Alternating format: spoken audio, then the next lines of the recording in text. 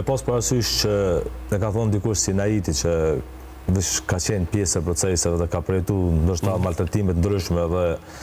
ajo që ka përjetohet sot, sigurisht që njerëzit si Naiti e përjetojnë hala maron se sa ndoshta ne qytetarë të tjerë që jemi gjenerata më të reja dhe nuk kemi kaluar ato që ka kaluar Naiti.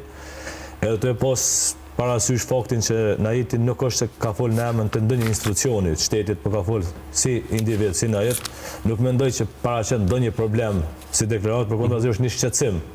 që ndoshta e ka shpreh dhe e ka sforcuar në bazë të ndjenjës që e përjeton Naiti, sepse ndoshta do pa dal vendimi hiç të gjithë ata njerëz që kanë përjetuar luftën, sakrificën dhe ato familje janë ka djegën edhe sot për brenda të pas që në për çka po kalon lufta shtetimtare të Kosovës, në për çka po kalojnë këta njerëz që kanë kontribuar dhe kanë vënë gjithçka për me qenë ne sot lirë dhe me mendu kështu. Ndoshta është një mënyrë që Naiti ka menduar që do të jetë edhe si formë proteste, formë presioni, që gjë që o ka i mungon ky presion sot edhe vendeve Bashkimit Evropian, po o ka i mungon vetë gjykatës e cila po i gjykon këta luftëtarë të lirisë, sepse nuk ish dasht hiç me qenë sot temë deklarata Naitit, po sot ish dasht me qenë temë në për gjitha vendet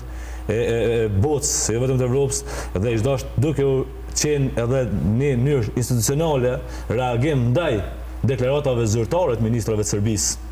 që do të thotë që një farforme lufta, që ka gjykohet atje ka qenë vetëm si shkak e parandalimit së pastrimit që edhe sot është ide